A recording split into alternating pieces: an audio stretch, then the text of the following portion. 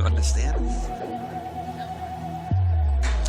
You come in with all your problems and everything, and you think you have a lot of problems.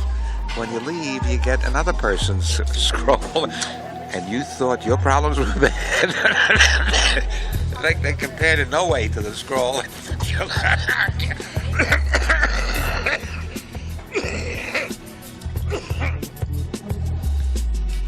There's a story of Groucho Marx. He had a woman on his program, Mrs. Walker. She was there because she had a large family. She had 22 children, which was quite a feat in itself. And at some point, Groucho looked at her, raised his eyebrows, and he said, "How did that happen?" And she said, "Well, I love my husband." And he says, "I love my cigar too, but I take it out once in a while."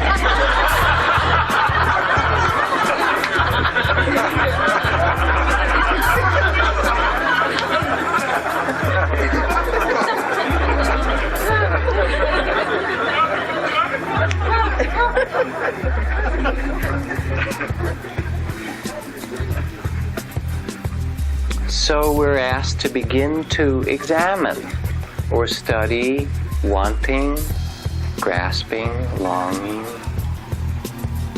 greed.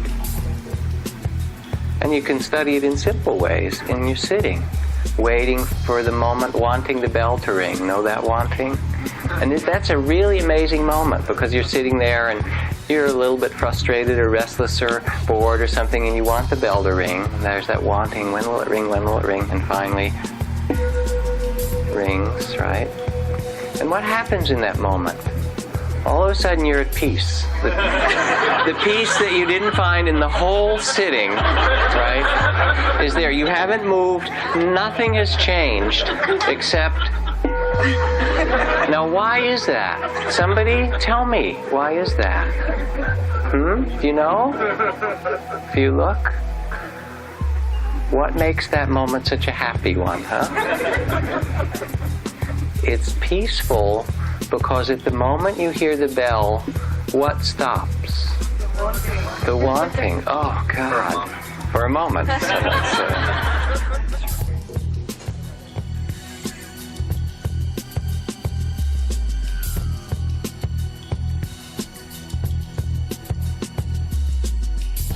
The more deeply we pay attention, the more deeply we experience that we do not exist separate from the sunlight or the clouds or the earthworms. That this body we have is only our food body. That's what it's made of, right? It's food. Is that you? Are you food? Is this us? We were a child, was that us or not the same as an adult or an old person? I met a friend who I hadn't seen in some years who's in his 80s. And he came up and he hugged me and he seemed so much smaller and he said, "Yes, I shrunk 6 inches since I last saw you." It's amazing, becoming this tiny, wizened person. To the extent that we have learned to grasp and identify with this limited life, we suffer. It's that simple. The amount of our identification with it is our delusion and our suffering. But the grasp is so strong. I remember when my teacher Ajahn Chah was coming out of the hospital. He'd been in the hospital for a long time, gravely ill, and he got better for a while. And I went to see him, and at some point I said, "Well, you were always teaching about birth leading to aging, leading to sickness and death. That's part of the Buddhist teachings." I said, "You always used to talk about that." And he looked at me and he said, "Don't say that so lightly." He was just out of months of the hospital. The grasping is so strong. It's not a small thing. Zen Master Suzuki Roshi summed up all of Buddhist teachings in 3 words. Not always so.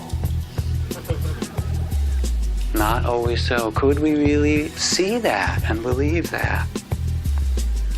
Praise and blame, pleasure and pain, gain and loss, the worldly winds that change. Anyone who is not experiencing that change, not always so. So it's a delusion to think anything lasts, anything at all. Delusion, the mistake about ourself. That somehow in this world where everything changes and nothing can be possessed, that at least we can possess ourselves. Grasping, protecting, enhancing. When you pay attention honestly, in Buddhist psychology, the very task of it is to take apart this false sense of self that we live from, this body of fear. The past doesn't exist. It's just a thought in your mind right now. The future doesn't exist. It's another thought in your mind right now.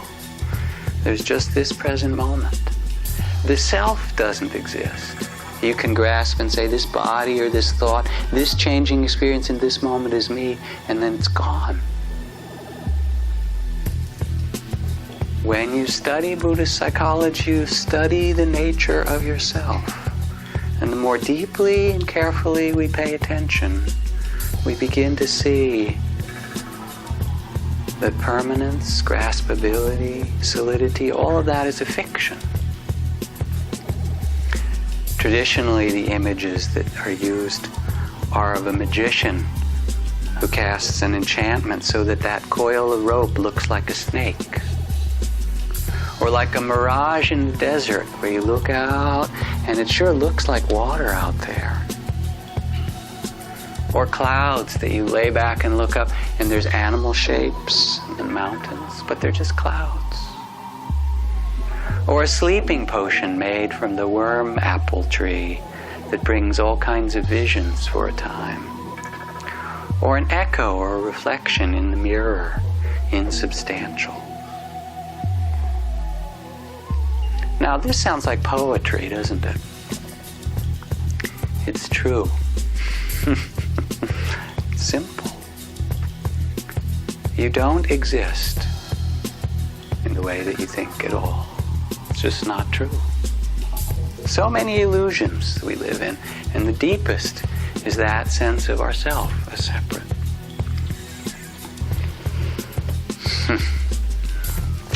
Illusions. Remember the story of the man who wandered around the world looking for happiness. And he tried various places and various activities, and nothing was quite right for him. He was an aversion temperament, if you will. Nothing would quite do it. And he went from place to place and activity to activity, trying to be happy with what was there. Finally, he kind of gave up. He was wandering in a forest, and he saw a great tree, and he sat down exhausted. Enough of this search. What he didn't know was that he had sat under the tree named Kalpatru, which is the great wish-fulfilling tree. So as he sat there, he thought, maybe it's better not to want so much. This is very pleasant, just sitting here in this valley, in the forest under the tree. But he thought, if I were to stay here, I'd need someplace to live. Be nice to stay here, if only I had a little cottage. And the wanting came back in, as you can see. And he turned around, and there appeared a cottage, magically. Ah, wonderful. He thought, but I am a bit tired from my travels. It would be good to have some food and drink. And as soon as the thought came, he noticed outside the cottage a great table laid with all this food and drink. Went over and began to eat and drink. Feel quite happy from that. But then he got a little bit tired from doing that. He said, it would be nice if there was someone to serve it. And sure enough, out of the cottage came a butler to kind of offer the food to him, sit down, make him really comfortable. And when he'd finished very pleasantly, he thought, well, I could live here for a long time, but I might get a little lonely. It'd be nice if there were a partner here. Door of the cottage opened, and out came a lovely woman who beckoned to him in a friendly way, said, please, it'd be a pleasure to, stay together. He kind of enjoyed that for a bit, and was sitting there. And then feeling kind of replete, his desires fulfilled for the moment, He looked around and he said, this is very odd.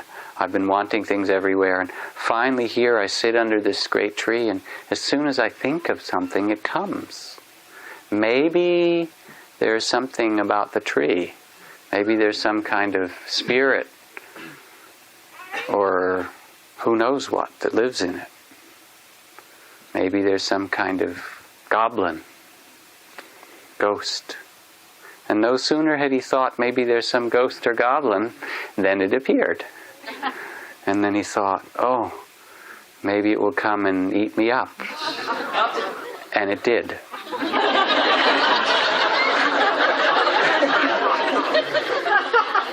That's the end of the story.